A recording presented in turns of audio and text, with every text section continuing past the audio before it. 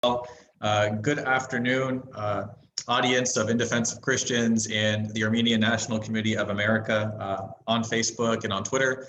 I'm Stephen Howard. I'm the Advocacy Director with In Defense of Christians, and it's my pleasure to welcome all of you to an open roundtable that we are hosting with the press and the public, responding to the 2021 report from the United States Commission on International Religious Freedom.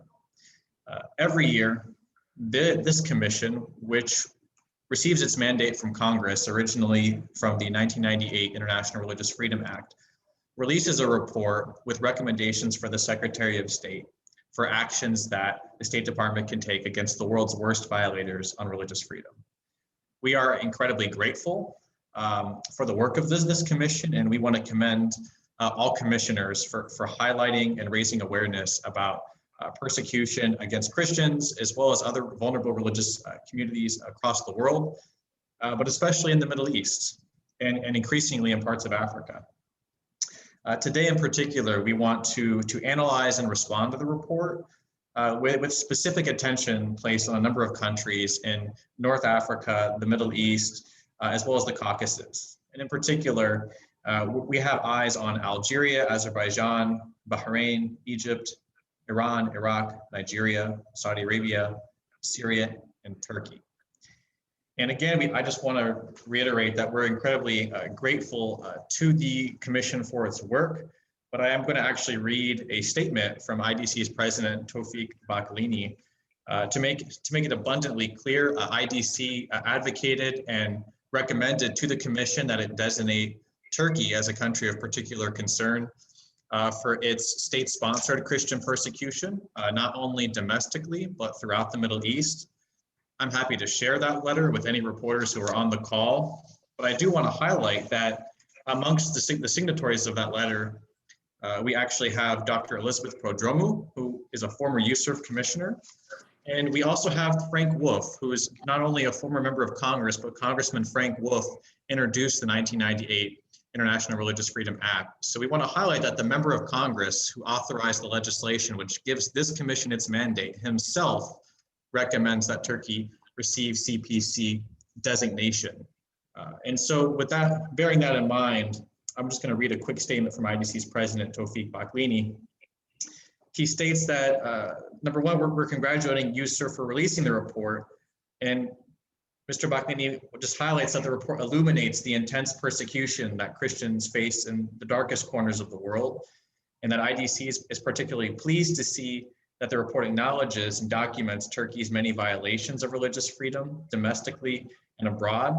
That said, we were hoping to see Turkey designated as a country of particular concern and urge the Commission to designate it as such. Turkish President Recep Tayyip Erdogan's neo-Ottomanism poses an existential threat to Christians in the Caucasus, Mediterranean, and Middle East, and the U.S. must respond. And we are looking for a strong U.S. response to Turkey. We're going to point out here, of course, that April 24th is Armenian Genocide Remembrance Day, and that President Biden did campaign on a promise to recognize that genocide, and we're looking forward to hearing from Iran later in the program about the work that we can do in the coming days to advocate for that. Quickly here, our agenda is going to basically proceed with statements from each of our experts. We have Richard Gazelle, who's a senior advisor within Defense of Christians. He'll be focusing especially on Iran, Iraq, and Syria. We also have Philippe Nassif, who is the director of MENA advocacy for Amnesty International. He'll be paying attention to Bahrain, Egypt, and Saudi Arabia in particular. And then we have Aram Hamparian with the Armenian National Committee of America, who will be paying special attention to Azerbaijan and Turkey. And so the way we'll proceed with the program is each of our experts are going to provide initial remarks on these countries. And then we're going to turn it over to some reporters on the call to ask questions, and then to members of the public. We will close it off with statements from our panelists at that time. So with that being said, we're incredibly honored to have everyone. I want to thank Sarah Basile with IDC and Sofia Bizdekis for their help with putting on this event. And to kick things off, I'm going to turn it over to Rich Gazelle for his statement. Thank you, Stephen, and thank you for that introduction. As you did say, I will be talking about Iran, Iraq, and Syria, and how this year's 2021 USCIRF report treats these countries. As was done last year, Iran was given a recommendation as a country of particular concern, CPC status. Once again, in my opinion, USCIRF really hit the nail on the head, documenting Iran's egregiously poor and even deteriorating record on religious freedom within its country. But it goes even further, and we'll talk about that in just a moment. The report notes that scores of Christians and other religious minorities continue to be unjustly persecuted, arrested, assaulted, and even imprisoned in Iran for their faith. Interestingly, while apostasy is not expressly codified into the penal code in Iran, the Constitution of Iran clearly mandates that Sharia law should be applied in cases where the penal code is silent on a particular matter. So in that regard, make no mistake, religious persecution is indeed national policy in Iran. Not only is it allowed, it is policy. This year's USCIRF report also notes that popular calls for government reform are violently suppressed by the government, particularly against Christian minorities, religious minorities in general as well. An example of this is women who protest peacefully against government policy mandating headscarves, head covers. They have been arrested and in many cases imprisoned. There have been reports that in many of these cases, in fact, women have been denied legal representation and counsel in these cases. One thing that particularly stood out to me, and I alluded to this a little bit earlier in this year's report, was that USCIRF in their report extends Iran's religious persecution not just to what occurs inside of their borders domestically, but also internationally. That mention alone, in contrast with previous years' reports, it's a great thing because, again, they are acknowledging the role that they play regionally, not just domestically. What would have been really great to see is that if the report specifically named particular locales, particular actors, proxy actors of Iran that carry out its international operations, including Hezbollah in Lebanon, as well as the popular mobilization forces in Iraq. Doing so would better frame the gravity and the impact of religious freedom violations that Iran continues to perpetrate internationally. Some of the recommendations that USCIRF made this year are pretty much mirroring last year's, which are all strong recommendations. Again, CPC status designation, as well as targeted sanctions should be continued and even strengthened. One thing that appeared in this year's report that did not appear in last year's report is the recommendation that the U.S., should it return to the negotiation table with Iran in the future, religious freedom and human rights should be an issue of discussion as a USCIRF recommendation.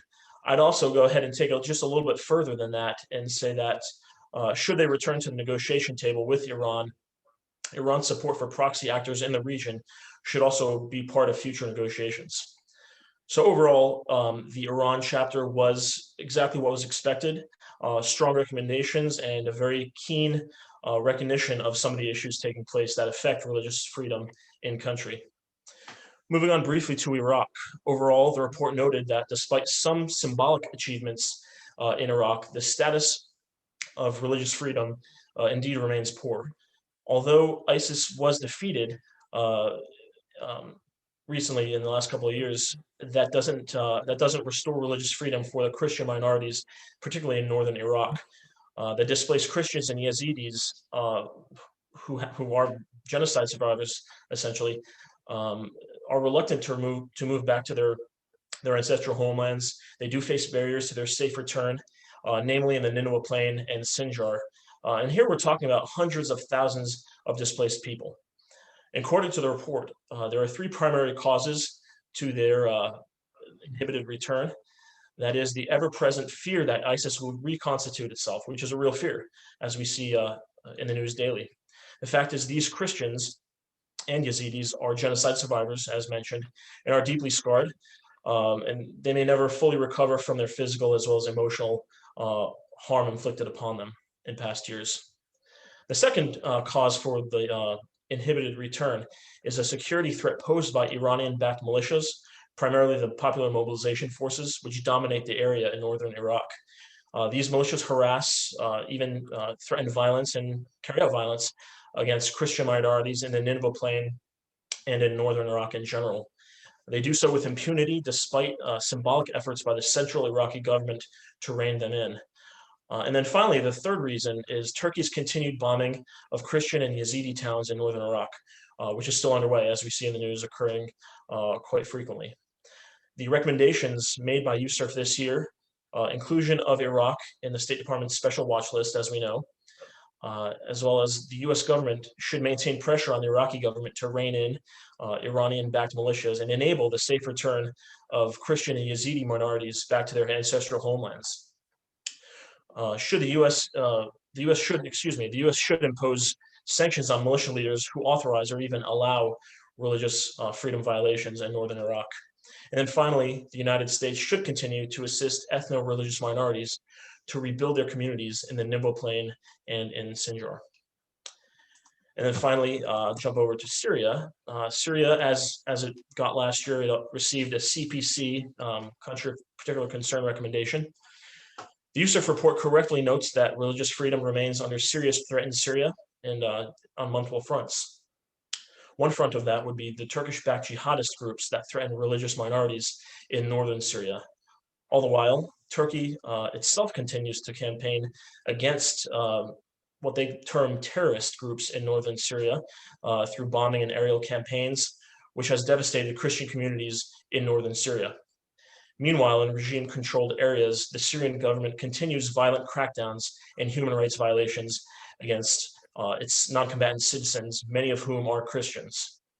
On the flip side, the report notes that the autonomous administration in northeast Syria remains the only region with a strong record of religious freedom and ethnic pluralism, which, as previously mentioned, is under threat by both the Syrian regime and Turkey simultaneously. So the recommendations made by USCIRF with regard to Syria, of course, in addition to the CPC designation, is that the US should continue sanctions against the Syrian government and the leadership of Turkish-backed militias such as the Free Syrian Army. In addition to sanctions, the US should exert significant pressure on Turkey to provide a timeline for withdrawal from Syria and assurances that their Syrian opposition allies will not expand their territory in the northeast. The US should recognize the AANES, that is the autonomous administration in northeast Syria, as a legitimate regional government and demand its inclusion in US peace talks pursuant to Resolution 2254. And then finally, the US should provide a sanctions exemption only to the autonomous administration in northeast Syria, and while still keeping a tight grip on the Assad regime in the regime-controlled territories. So again, the recommendations made with regard to Syria, as well as the observations and recorded, documented instances of religious persecution, were right on par with what we expected and what we had hoped for. And so for that regard, we do give USCIRF a kudos. With that point, I'll turn it back to Stephen. Thank you, Rich. And we are looking forward to getting into more detail with these countries in the Q&A. I want to turn it over now to Philippe, who will be touching on Saudi Arabia, which was designated as a CPC in this year's report, Egypt, which was put on a special watch list, and Bahrain, which was dropped entirely. Philippe? Sure.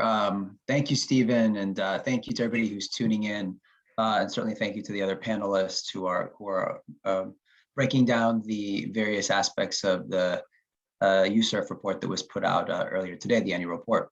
So with respect to Saudi Arabia and Egypt and Bahrain, which are the three countries I was asked to touch upon, I'm just going to kind of briefly go over some top line commentary for each of those countries, and then I think I'll look forward to more questions and conversation, later on from those that are tuning in. What was particularly interesting about this report is that Egypt is a country of particular concern. And so I'll start with Egypt. It is a country that has a sizable Christian minority in terms of numbers, just a little over 10 million Coptic Christians and some other smaller denominations, in addition to some other religious minorities as well. And so I think USCIRF was correct to point out that, there are worse places to be a religious minority in the region, but Egypt is certainly not one of the best places, essentially. And in fact, we've seen waves of instability that has affected, I think, all Egyptians, regardless of their religion, but in particular has had outsized impacts on some of the religious minorities in the country because of the existing laws in Egypt that favor the Muslim majority, and some of the lack of laws that protect religious minorities in the country.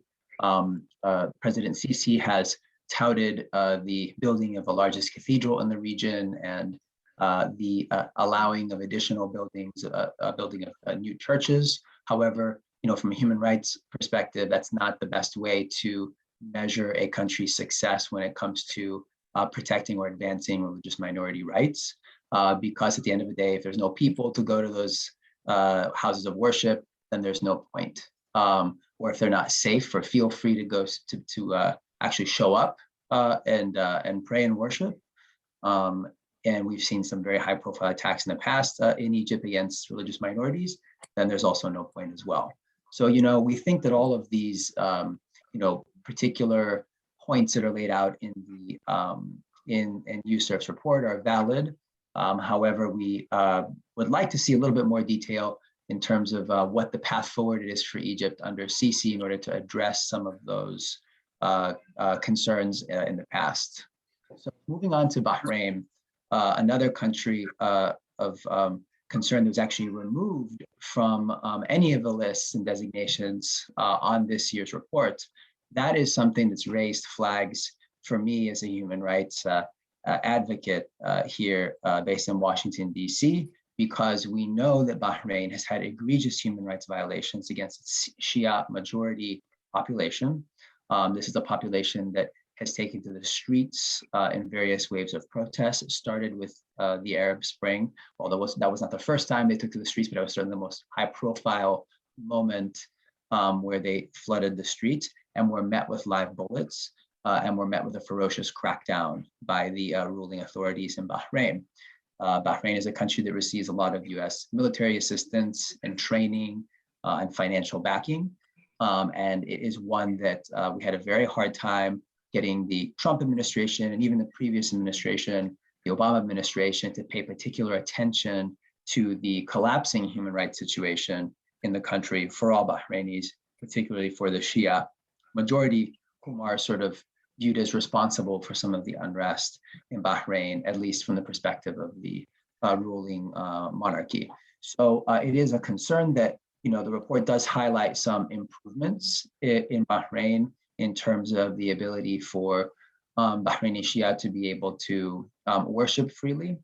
However, the realities exist that this is a minority that still feels deeply oppressed and marginalized, and it's a concern for us that they're not listed, that the country is not listed at least as one of particular concern for USCIRF. So, and then finally, I think going to the another very prominent Gulf country and ally of the United States, Saudi Arabia. We remain extremely concerned, as the report highlights, the horrible human rights situation within the Kingdom of Saudi Arabia. This is something that takes up a lot of my time as someone who handles all of the Middle East and North Africa, because Saudi Arabia has, as we all know, targeted dissidents, not just at home, but abroad as well. They're responsible for various interventions and other regional conflicts in the region, most notorious for their role in the Yemen conflict, the Saudi UAE-led coalition in Yemen, responsible for war crimes violations. But turning our attention to within the kingdom, this is not a place where religious minorities are safe or feel safe to worship or really even exist in some cases. And I don't think that's an exaggeration to put it that way. And so I think that the report highlights the plight of many of these religious minorities, in addition to ethnic minorities and racial minorities from Southeast Asia, South Asia, and Sub-Saharan Africa. It correctly points out the human rights conditions these communities face in Saudi Arabia and the consistent human rights violations they face. And it gives nod to some of the reforms that have been implemented very slowly in the kingdom. However, I would say that those are just really cosmetic, and there doesn't seem to be a concerted effort to make larger improvements on the human rights situation in Saudi Arabia writ large. Once again, another very close ally of the United States. I will leave it there and kick it back off to you, Stephen. Thank you, Philippe. And just to amplify what Philippe has stated, I want to draw everyone's attention to House Resolution 117, which is entitled Supporting Coptic Christians in Egypt, which was introduced by Congressman French Hill and is an overwhelmingly bipartisan resolution that IDC has endorsed. And on the topic of Saudi Arabia, we just want to commend USCIRF. They've been recommending Saudi Arabia for CPC designation for over 15 years. The challenge here is that every American Secretary of State, Republican and Democrat, has applied a waiver on sanctions towards Saudi Arabia. And so they've never actually been sanctioned for violating religious freedom in the most egregious way possible. It's the only country that I'm aware of in the world that does not have a single church. And if we look at human rights in Saudi Arabia over the last 15 years, and to Philippe's point, even over the last 2 or 3 years, the trajectory is that it's clearly gotten worse. And so we want to make it very clear that our recommendation to Secretary of State Blinken is to accept the designation, but also to apply sanctions. We're calling for an end to sanctions waivers toward the kingdom. And Stephen, I want to add something on Egypt as well, since you brought up legislation. I'll add that the House of Representatives created a Egypt Human Rights Caucus that was recently launched.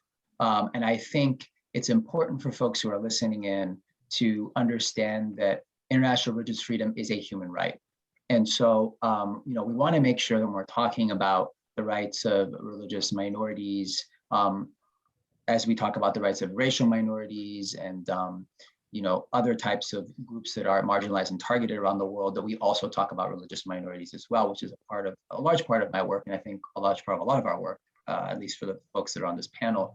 And so, I just want people to understand that, the creation of this caucus will tackle some of these issues in Egypt, because the Egyptian government has gone out of its way to paint itself as a defender of all religious minorities, and has used that to initiate a horrible crackdown on civil society activists, including religious minority figures, Coptic Christian figures in the country, ironically. So I just want folks to understand that distinction, because it's very important when we talk about human rights, at least from Amnesty's perspective, that it's also inclusive, as it is protected in the Geneva Convention of the right to worship and be free of intimidation or harm.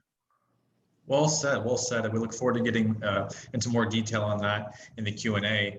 I want to pivot over now to Aram Hamparian with the Armenian National Committee of America. And Aram, we've got Armenian Genocide Remembrance Day coming up. We want to hear from you about that. But in particular, the report also notes that Azerbaijan and Turkey, the Commission is recommending them for special watch list status. As I mentioned earlier, this was a major disappointment for us. And obviously, when we look at Turkey, when we look at Azerbaijan, we see hostility at the state level toward a lot of different minority groups, but uniquely Armenians. So we want to pivot to you and hear your analysis on the report. Thank you, Stephen. Thank you, Sarah. I want to join with Tufik Baklini, the president of IDC, and the rest of the IDC team in thanking USCIRF for its work, for this report, and all that it's done in the years leading up until the release of this report. USCIRF, you mentioned former Congressman Frank Wolf, and I'm reminded of sort of the wisdom that he and other framers of this act, the International Religious Freedom Act, brought forward, which is to establish an office at the State Department, to establish USCIRF, which is partially administration, partially Congress, certainly bipartisan nature, expert community, and then also inviting the civil society, American civil society, groups like In Defense of Christians, to be a robust part of this discussion, not some tucked away office, isolated and insulated from public concern, but rather part of kind of a national discourse on international religious freedom. And I think it's worked just the way it should. Now, the outcome in any given instance may not be to everyone's liking, but that's just the nature of these sorts of things. But certainly, very high marks for USCIRF and for IDC for being such a robust part of this discussion. Thank you to Philippe. He's a powerful voice, a moral compass on issues. Your remarks about the indivisibility of human rights from the perspective of Amnesty International is very powerful, very, very powerful idea that, we're not here. No one is going to rank order the rights of humans, right? And that's really so powerful and very important message, needs to be stressed over and over again. And thank you, Rich, for your leadership. Having thanked and shared our gratitude on so many levels, I just want to touch on Azerbaijan and then Turkey.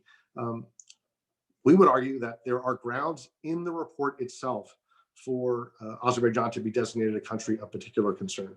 The bombing of churches during the war that they launched last September against the indigenous Armenian population of Artsakh, that alone should get them CPC status. The last overseas trip I took before this whole virus was actually to Nagorno-Karabakh, to this indigenous part of the Armenian homeland. And one of the most meaningful part of my visit, I recall, was a visit to a monastery, Dadivank, which is literally a holy site first established by a student of Saint Thaddeus, of the apostle Thaddeus, who preached in Armenia in the first century. His student Dadi set up this monastery. It's called Dadivank, and we lit candles there. We said prayers there.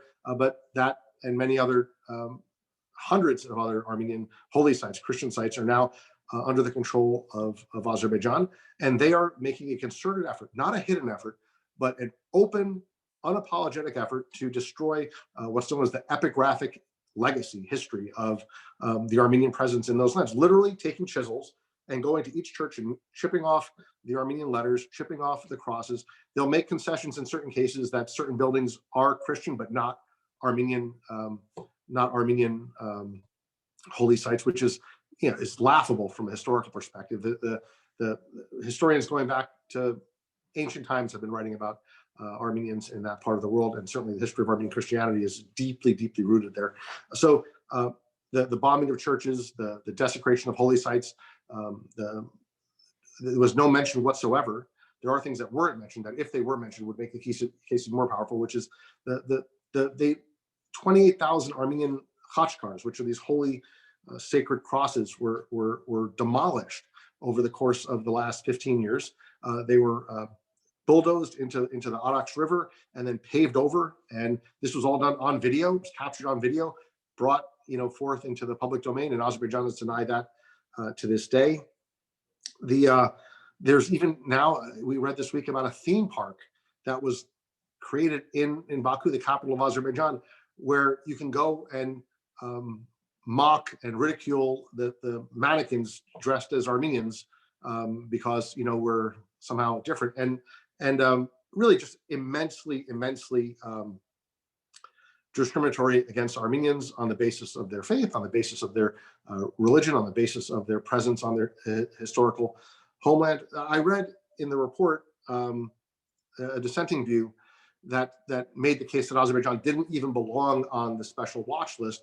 And one of the points that was raised was, well, this is a country in which Shia and Sunni can pray together.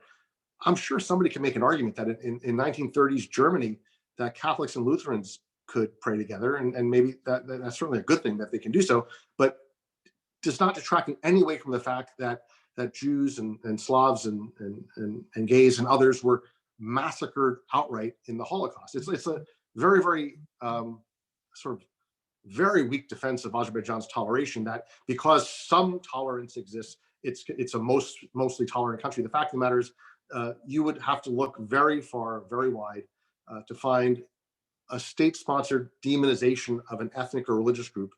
You have to look very hard and very far to find sort of a state that demonizes people in such a toxic fashion. So from our view, it was a no-brainer that they would get CPC, but unfortunately not. The one very encouraging part of the recommendations were funding through USAID for the restoration, the preservation, the protection of holy sites throughout the region. That would be a very, very constructive step. So Azerbaijan, missed opportunity. I hope that with a more careful review that the Commission will do the right thing next year.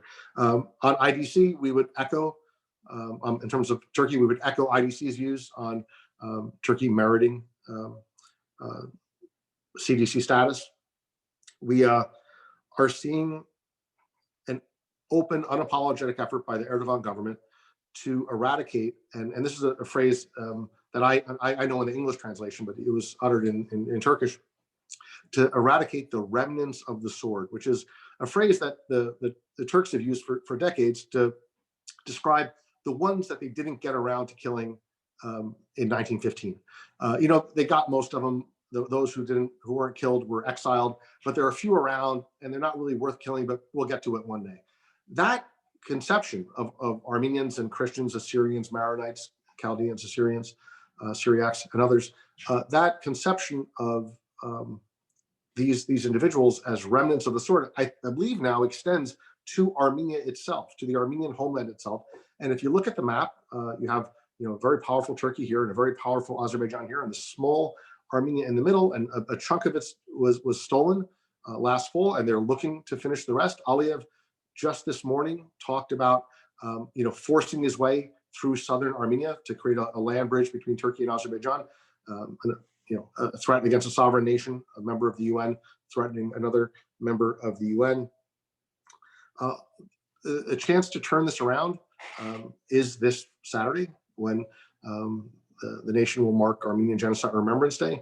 We're looking to President Biden to do the right thing, to honor his own Senate record, to honor the American historical record, to act in accord with the House and Senate, which have overwhelmingly passed resolutions on this front. Our hope, and this extends, I think, more broadly, Stephen, to the IDC's sort of realm of or domain of activity.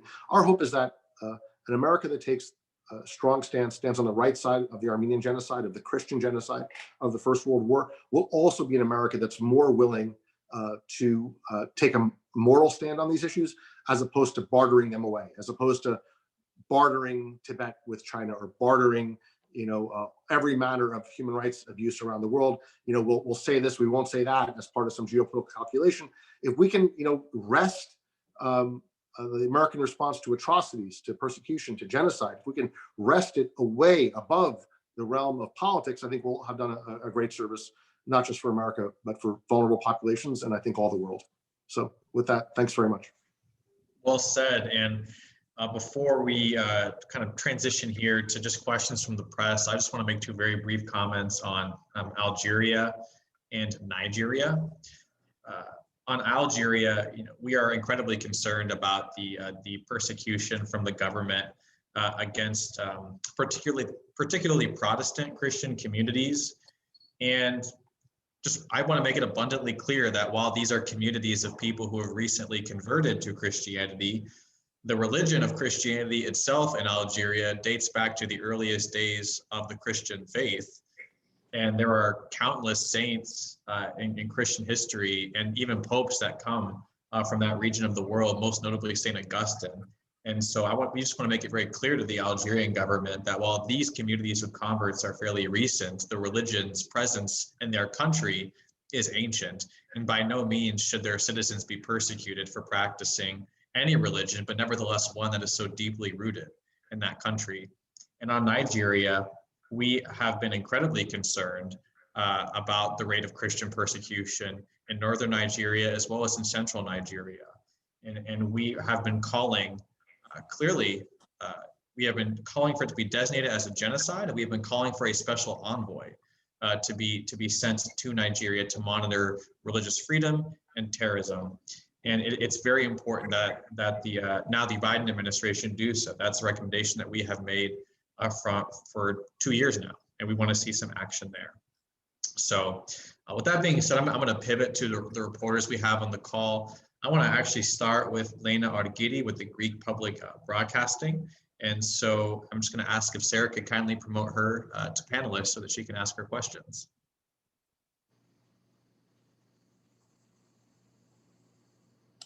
Stephen, I'm looking for, I believe she stepped out of the call. I know she was here earlier, yeah. Yeah, no problem. And then the next one I actually had here was Kennedy Lee, which I don't see her listed either. So I want to turn over to Jeremy Barker then. Could you kindly promote him?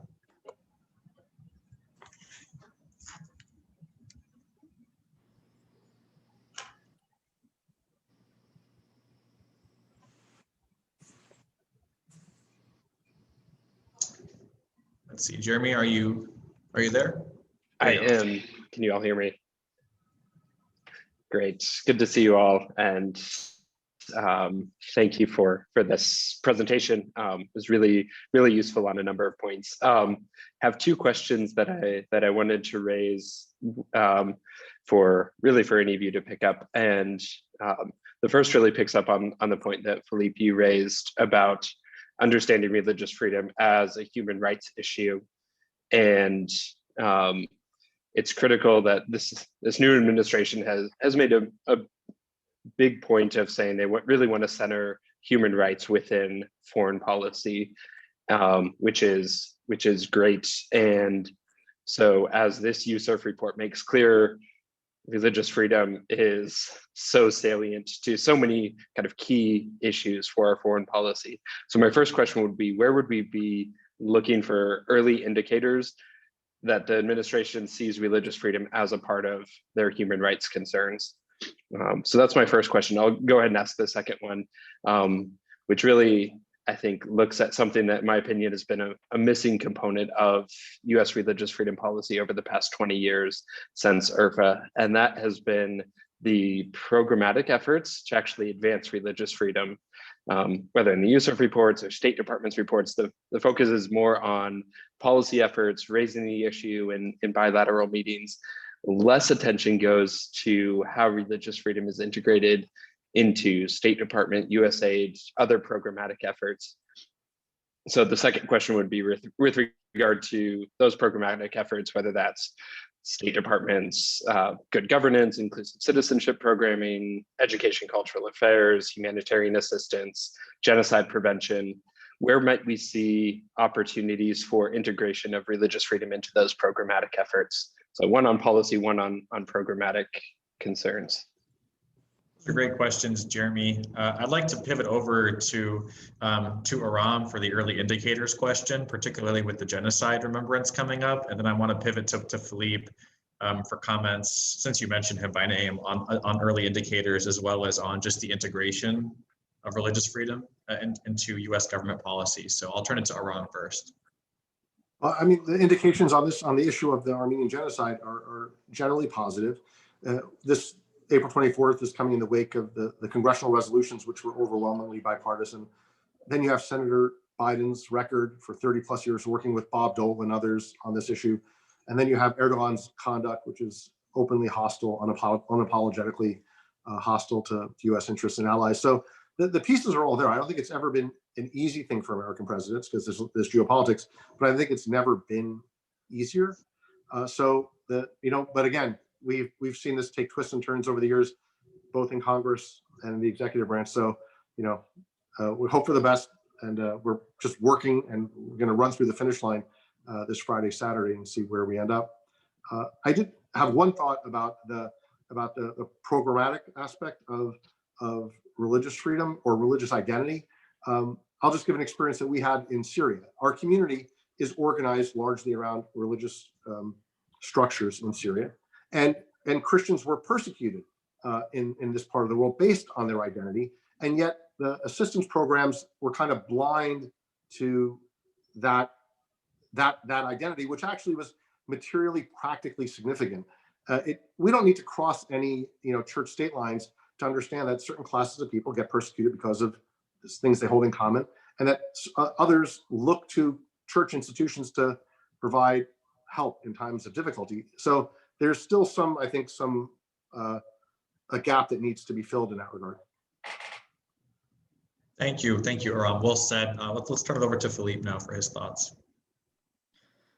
Sure, thank you. I think it's an excellent question, Jeremy. A couple of points here. One is that generally speaking, certainly at least in terms of the Middle East and North Africa, the countries that are serial human rights abusers are also abusive of religious minorities. And so, if they target LGBTQ activists, they likely target priests or imams or rabbis at the same time. If they want to stifle the freedom of the press and independent media, they're likely going to restrict the building of houses of worship and organizing around religion. So, I think that when we collectively look at all of these issues as human rights issues, what I look for in US policy or changes in US policy is when President Biden is talking to President Sisi, is he bringing up human rights writ large? Is he bringing up Coptic activists that are currently in prison? Is he bringing up the killing of Muslim Brotherhood supporters who were out in the streets protesting the military coup years ago? Is he bringing up the raids against media outlets in Cairo and other parts of Egypt? All of these things holistically. I think that, you know, at the end of the day, if a US policymaker, from a president to a member of Congress, is going to cherry pick certain rights and negotiate off of those, that country that you're negotiating with will see it as a point of weakness writ large, because it means you're not serious about the concept of human rights writ large and you won't defend them. And I think the United States has talked a pretty big game about how important it is in our relationship with other countries around the world in upholding human rights, certainly under this administration, because previous one didn't really prioritize human rights issues in many of these places. And so what I look to see is if President Biden continues to greenlight arms sales to Egypt and continues to fail to heap the appropriate amount of pressure on past abuses, I see that as a negative score on international religious freedom issues, just as it's a negative score on media, on LGBTQ issues, all of these sorts of things. I think it's the same for Saudi Arabia. If the US cannot hold the Crown Prince, or at least name the Crown Prince as responsible, or being largely responsible for the killing of Khashoggi, as its own intelligence agency has determined, and as the UN Special Rapporteur, who's now actually the head of Amnesty International, Agnes Kalaman, determined, then at the end of the day, how can Saudi Arabia take the United States seriously when it brings up issues of international religious freedom domestically in the country? So, you know, at the end of the day, we have to look at how the US government speaks to allied countries or countries that it has a more hostile relationship with on human rights issues, period, full stop. I think that when we get into a better practice of making sure that it is a part of our language, our diplomatic language, then we'll see the improvements that we're all hoping to see on some of these specific issues that people are asking about. Thank you very much, Philippe, and an excellent question. Excellent questions, Jeremy. Jeremy, did you have anything to add before we demote you back to viewer, or are you good to go? Yeah, that was great. Those were fantastic answers, and yeah, appreciate all of you and the work you're doing on this. Thank you very much, Jeremy. All right, Sarah, if you could kindly promote Graham Pirro of the Washington Free Beacon to panelists. I think he has some questions for us.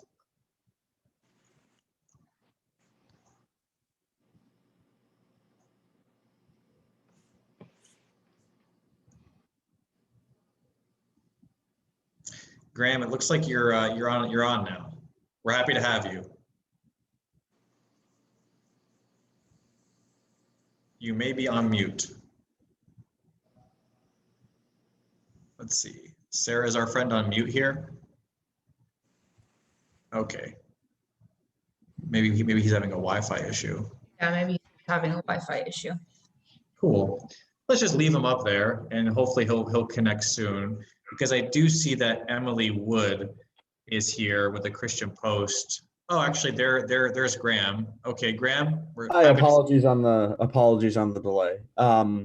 Yeah, I want to just thank you guys for this presentation. It's really helpful and educating. And I have two main questions. One main one, and then one more practical. And I'll be interested to see how much you guys can speak to it, given that it's more about staffing issues. But I'll lead with the first question, which is about the Trump administration's June 2020 executive order that received significant praise from a number of organizations across the spectrum. One such organization, the International Committee on Nigeria, praised it, called it a continued commitment to promoting and protecting religious freedoms abroad by stopping crimes against people of faith. But obviously the administration had a mixed record on religious freedom. And given what we've talked about in terms of Secretary of State Blinken's rhetoric in terms of de-emphasizing religious freedom. I guess my question is, what is the legacy of the Trump administration's June 2020 executive order? It put more money, $50 million towards religious freedom issues. But I'm wondering, given the transition of power and the new State Department's leadership, what is the legacy of that order? And then the second question is about the staffing that the report points to, the lack of appointments, obviously given that the Biden administration is still young. What are the practical implications if these positions remain unfilled? How does this affect US foreign policy? And has the Biden administration given any indications of how long they plan on keeping these, or when they plan on making these appointments? Certainly. So I'll say our position as an organization was that with regards to the Trump administration, things like the Ministerial to Advance Religious Freedom, providing aid to genocide survivors in Iraq and Syria, and the executive order were all positive actions to promote religious freedom that we recommend that the Biden administration continue. We also, when looking at the previous administration, thought that there were instances in bilateral relations where the issue fell through the cracks and wasn't prioritized. I would look at Saudi Arabia, I would look at Egypt, and I would look at Turkey. And so our recommendations, actually, no matter who won the election, were simply continue with these types of multilateral initiatives that I mentioned, the executive order, the ministerial, the genocide response, but also human rights need to be prioritized in a more significant way bilaterally with American allies. And again, I think that really ties into what Philippe is getting at with like Saudi Arabia, with Egypt, and also with Turkey. And with staffing, our recommendation is that the administration rush to appoint individuals such as an ambassador at large for international religious freedom, a member, an NSC staffer that focuses on religious freedom. There have been some folks who've been appointed who are good in our issues. We'd look at someone like Samantha Power as someone who's been an encouraging advocate on our issue. I'm going to actually open it up to our panelists, though, to Rich, Aram, and to Philippe, because I think that there may be more there. So do any of you want to add anything to that question or to either of those questions? Aram. I'll be very frank that the public messaging by any given administration on human rights, on religious freedom, they take on different characters, and very often based on domestic partisan considerations, right? Depending on the voters that you're appealing to and the kind of way you want to present yourself, you project your international, the sort of idealistic American presentation. You just orient it left, right, or this way or that way to meet some domestic political need. And that's just part of politics. And I think we've learned over the years not to take it super seriously and not to place our faith that that policy will necessarily follow from that politics. And that was certainly the case when it came to the Armenians and the attack that Turkey and Azerbaijan launched, which was a clear instance of a very, very small, largely unarmed Christian population that got wiped out and eradicated with very little that was done. So there was like a lot of talk about religious freedom. In other administrations, there's been more talk about human rights. But I guess I'll just go back to that point, which is that sometimes the rhetoric has a left or right spin to it based on whoever's in charge that particular year. But the bigger challenge is to take that rhetoric and to translate it into policy. And that's the struggle. That's a much bigger struggle than being satisfied that my particular vision of human rights is being validated by this administration at the level of rhetoric. Really, at this stage of the game, we cannot be satisfied with rhetoric. We need policy. I look at our experience and say that's the past administration, fell very short. There's a huge gap between their talk on this issue and their actions. We're hopeful that under the Biden administration that gap will close and that we'll see that policy reflecting our concern about human rights. Does anybody else want to weigh in on that one? I think I'll just add quickly, Stephen. I think that the current administration is still very much young. However, they're going to have to prioritize some of these key vacancies that currently exists in the State Department that handle this line of work, right? So I think, you're going to need to see an international ambassador for national religious freedom appointed. You're going to need to see that office staffed up appropriately. I think that would send the message that this is also and will continue to be a priority for this administration, even if it may not be, at the top of the news headlines or in any of the speeches that the president or vice president or secretary of state are given. So I think that, I think prioritizing those key vacancies is important. And I think that, they have some more time to do that, but it shouldn't be, in year 3 of administration. So, I think the question kind of is getting a little bit to some of the vacancies, given how young the administration is. But, at the same time, they're going to have to figure out a way to kind of fill a lot of these roles more quickly, because you need somebody specifically focused on this portfolio, because it's such a burgeoning issue around the world, from Uyghurs to, Christians in the Middle East, Yazidis, and, other persecuted minorities, as the USCIRF report highlights. So just some quick thoughts on that too. Well said. Well said. Thank you, Philippe. And Rich, I'll invite you to chime in on that one as well, since our other 2 panelists offered comments. Yeah, I concur with all 3 of you. In fact, what I would add to that is the Trump administration did leave the Biden administration a number of low-hanging fruits. A few that come to mind off the top are, like you said, Turkey. The opportunity that comes up at the later part of this week, the 24th, to recognize the genocide for sure is one of them. But also its response to the growing rumors, I guess, that the Biden administration will return to the negotiation table with Iran. There are a number of things that the Biden administration could bring with them to that negotiation table. We mentioned human rights, as we read in the USCIRF report, but also extend that out to Iran's foreign meddling in the region. Most observers may characterize that as more geopolitical, geostrategic than religious, but make no doubt about it. There are very much religious implications in Iran's meddling abroad. So those are a few low-hanging fruits that immediately come to mind. But aside from that, I concur with all comments. Thanks. Thank you, everyone. And Graham, great questions. All right. Let's go ahead. Sarah, if you would be so kind as to promote Emily Wood from the Christian Post to our panel.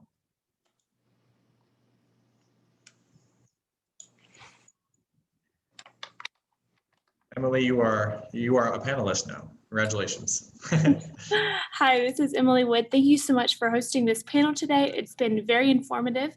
I actually am just in listening mode at the time. A lot of my questions have already been answered anyway, but thanks again for hosting this and providing your insights. Absolutely. Thank you for joining. And I don't think that Mindy Bells is with us. Sarah, do you see her listed? I know she was questionable. She may not be there. And I do see Layla Gilbert. She was on as well, although she may have. Excellent. Yeah, she stepped out. I had a few other questions that folks have sent in that I wanted to run by our panelists as well. In particular, on Lebanon, I wanted to hear from Philippe and from Rich. Lebanon is obviously not mentioned in the report, but when we look at Iran, a CPC country, and when we look at Turkey, a should-be CPC country, we see them meddling very aggressively in Lebanon's internal politics. And really, the report does point to these issues, but it doesn't emphasize too strongly foreign policy from some of these actors. And when we look at Lebanon and the example that it serves for other Middle Eastern countries as a tolerant society where all groups have equal, how can the report maybe next year more seriously take Iran and Turkey's foreign policy and the threat that it poses to religious coexistence in countries like Lebanon? So I'll turn to Philippe first, and then I'll pivot over to Rich.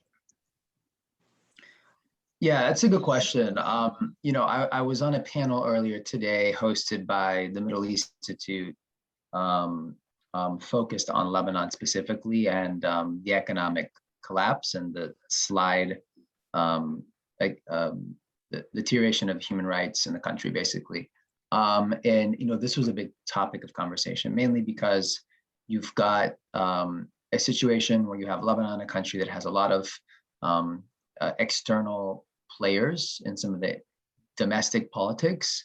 But at the end of the day, you have the almost astounding negligence of the Lebanese government that has allowed the situation to get so bad in the country. So, for a very long time, you had Lebanese blaming, outside players for a lot of their ills. And I think what has changed so quickly over the last several years, in particular with the start of the 2019 movement, October of 2019 protest movement, is that the Lebanese realize that the biggest problem is their own government and is corruption and negligence. And so, I think for activists in the international religious freedom space and human rights activists, based outside of the Middle East, I think some of those folks tend to run toward the flashier headlines of, Iran or Saudi Arabia, being responsible, for ultimately leading to a decline in the Christian population in Lebanon. What we need to do a better job of realizing is that when you have an economic collapse like you do right now, everybody wants to leave. And, naturally, if you have a population that is maybe 40% of the population with a lot of diaspora connections, they will be the ones that may leave in slightly higher numbers. And so we need to do a better job of sort of, assuming some responsibility. And this is, for Lebanese people to assume some of the responsibility in terms of the shortcomings of the government and figure out what they need to sort of turn the ship around, economically speaking. So, I think that you have that one issue on Lebanon. I think the second is the most obvious one, and the one that is the sort of flashier headline, which is Hezbollah, right? And you've got an armed group that exists in the country that that has intimidated people, Shia Muslims, Sunni, Christian, Druze, anybody that has spoken out against them. We've seen a spate of assassinations that have gone unanswered without any sort of proper investigation. We don't know who is committed a lot of those killings, but they were against prominent journalists and activists and politicians over the last 10 years or so. And you have a situation where millions of refugees have spilled over into this tiny country because of a horrible war that shows no signs of ending in neighboring Syria. So you have all of these compounding crises. And so, listing it out is overwhelming. But I think at the end of the day, what we're looking for, and if I'm, talking to US policymakers, which is really my job, is I'm like, okay, first you need a humanitarian response for the country. One that brings in food aid, emergency electricity, funding for some of the civil society groups that are actually now holding things together in the country, not to the government, but to those groups directly. And you'll solve a lot of the issues that are causing people to leave just right there. And then the structural reforms that come in. How do we move away from this system of governance in Lebanon that's caused a lot of these issues into something that's a little more inclusive and certainly far less corrupt? When you address those issues, you'll start to address some of the other problems that are causing people to leave in droves, and you will avoid a conflict, which is ultimately what we all want. We want to make sure that this collapse doesn't turn into a social collapse. It's economic right now, and it's political. We don't want it to turn into a social collapse. Well said, and I'll turn it over to Rich now. I completely agree with all of Philippe's comments with regard to the Lebanese now truly looking inward for salvation, if you will, rather than pointing outward, although there are many outward causes for the problems that they're facing today. What I will add to that is more of the religious freedom perspective. Right now, Lebanon is really the only place in the Middle East where not only there is complete or close to complete religious freedom, but Christians do have a seat at the table. That is preserved currently, despite all the ills that Lebanon is currently witnessing and experiencing, only because Christians still comprise nearly a plurality, anywhere from 40 to 30% of the population. So certainly on the same level as the Shia community and the Sunni community, but dwindling every day and more rapidly than the other communities arguably. And of course, migration is a huge contributing factor to that. My fear is the more Iran increases its influence in Lebanon through Hezbollah, the more Christian migration will speed up and accelerate and change that demographic. What was once a plurality, 40 to 30% in country, will dwindle down to 20, 25, 15% even. At that point, that's when you'll start to see religious freedom in that pluralistic society start to erode. Right now, when the Christians are in a position where they're, like I said, a plurality, Hezbollah is not really pressuring the system of pluralism quite as much, or religious freedom quite as much. But once the demographics do shift, we will see a very different picture. This is their modus operandi. This is how they operate. This is a big part of how they want to spread their revolution throughout the region. First, affecting the demographic, and then changing the very nature of the country and the society.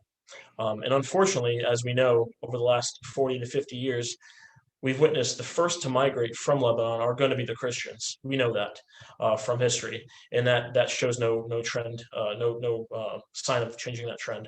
So that's a real important thing to keep our eyes on, and that's really why I keep hammering on the Biden administration's obligation, if you will, to really pressure Iran, not just for internal human rights record, but also for external meddling. Because again, this is more than just a geopolitical issue. This is certainly has religious implications. Absolutely. And again, that was very well said, Rich. And as Sarah commented in the chat box, if folks have questions that they want to ask, we're happy to be taking them as we kind of move to the conclusion of our program. So get those in quick. I did want to pivot to Aram, because we did have a question about Artsakh. And in particular, Turkey and Azerbaijan persecuted, as you mentioned, an ancient Christian community. What are the ANCA's just top recommendations for how the U.S. can respond to the various human rights, law of war, and humanitarian law violations committed by these two countries against an ancient Christian community? What can the U.S. do to help? The first thing we can do is to stop sending any military assistance to Azerbaijan. They've proven that they'll use any resources that they have at their disposal to attack Armenians. So Section 907, which is a law that's been on the books for a couple of decades now, that should be fully enforced. And all the military aid programs to Azerbaijan need to be cut. That's a no-brainer.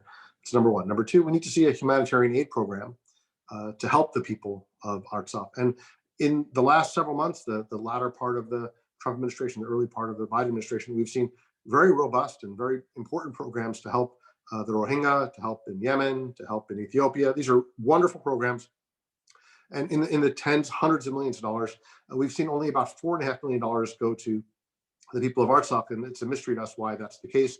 We're hoping that when the team is fully established at USAID, they'll fix that. We also have the prisoner of war issue. Armenia returned all prisoners of war at the cessation of hostilities, as they're required to do by the Third Geneva Convention and other international obligations. Azerbaijan has held on to 250 or more prisoners, including civilians, including soldiers. That's illegal. They mask the illegality of that by calling them detainees. When they call them a detainee, they're not obliged to provide protections, and certainly not obliged to return them. And we're very troubled that our State Department, when describing these prisoners, also uses the phrase detainees, again, signaling to Azerbaijan that they don't consider them under the protection of the Third Geneva Convention. That's a dangerous thing, and it's really a reckless thing. And it is actually put those folks in vastly more danger, and it makes it much more likely that they'll be held, that they'll be abused, and even killed, as some have been in custody. So I would say work on the prisoners of war, get some humanitarian aid there, cut off the military aid, fund the preservation and protection of religious sites. And then more broadly, I think a very powerful signal will be April 24th. Speaking honestly about the Armenian genocide will signal Turkey and Azerbaijan that there are limits to what their political influence can buy in Washington, that there are some things that America will not put up for sale. Absolutely well said. And there's a lot of momentum in our direction. We're going to work hard over these next few days to get that genocide recognized. We'll just put it out there to people on the call that this is something that President Biden campaigned on. And it's also something that USAID Administrator nominee Samantha Power tweeted about just days ago. This is a no-brainer, and we're looking forward to really getting this much needed win for our cause. So with that being said, I'm just going to pivot to each of our panelists for just for closing statements as we wrap up here. And so I want to actually start with Philippe. Sure, thank you, Stephen. Again, thank you to all the other panelists and to the excellent questions and conversation. I think by and large, in closing, I'll just reiterate what I've already shared, which is essentially that we need to all do a better job of, holistically talking about international religious freedom as a part of the broader framework of international human rights. And that is something that, we at Amnesty certainly understand. And it's in all of our reporting, whether it's our Yazidi report that we put out in Iraq a little less than a year ago, whether it's some of our documentation of Coptic Christian activists being detained in Egypt, or the international religious freedom violations in Saudi Arabia and other Gulf countries like Bahrain. I think that we have our work cut out for us in the coming weeks and months. We have an opportunity with this administration to highlight some of these violations and make improvements in US foreign policy, given the fact that this administration seems to be a little more attuned to human rights issues on the international level, and that can and should include these issues. We have to make sure that we hold them accountable and that we have some of the mechanisms that already exist in the US Congress that are used to punish human rights violators around the world. The USCIRF report has some good recommendations in a section addressed to Congress on recommendations they can use to hold, to uphold international religious freedom and to hold human rights violators accountable. Some of those are things that we cannot support as an organization at Amnesty, so sanctions, for example. However, feel free to talk about those among the other panelists. But there are plenty of other recommendations and mechanisms that exist, and we will continue to push the United States government and other activists and partners in the human rights space to make sure that these issues are and continue to receive the attention that they deserve. So again, thank you for inviting me and having me. Back to you, Stephen. Thank you very much, Philippe. It was an honor to have you. We look forward to continuing to work with you on a number of these countries of concern. I want to pivot over to Aram now. Thank you, Stephen. Thank you, Sarah. Special thanks to Tawfiq Baklini and everyone at IDC. I've shared this before, but I'll share it again. IDC's emergence, its evolution as a powerful voice here in Washington is America's answer to a century of indifference to these issues. And it's really, you become such an important part of the discussion. I think maybe people can't remember what it was like before IDC, but I certainly do. And I know deeply grateful for the work that you do. I've described it as the work of the Lord in the language of legislation. And we're very grateful for our partnership with IDC. I don't think we'd be where we are today in terms of congressional legislation and presidential recognition of the Armenian genocide were it not for this partnership. Also, special thanks to USCIRF. Again, we may not agree on every particular finding and any given report, but the work that USCIRF is doing is vital, and we very much appreciate it. Thank you. Well said. Let's turn it over to Rich now. Thank you, Stephen, and thank you for being with us to the rest of our panelists, Aram and Philippe. Appreciate your strong words. One thing that just occurred to me as we were kind of discussing that I thought it would be really important to get out there with regard to Turkey's somewhat disappointing determination in the report is kind of curious to me that Syria was actually designated as a country of particular concern, which I certainly agree with, and I think that's the right call. But interestingly, the main factor in the report that was the deciding factor for CPC designation was the fact that the Christians and Yazidis in northern Syria are actually targeted by Turkish-led militias, was the rationale for determining CDC status for Syria, which made me scratch my head a little bit. But I think that was, I guess, apparent to everyone. So I'll just throw that out there. But again, I just want to thank everyone for joining us today.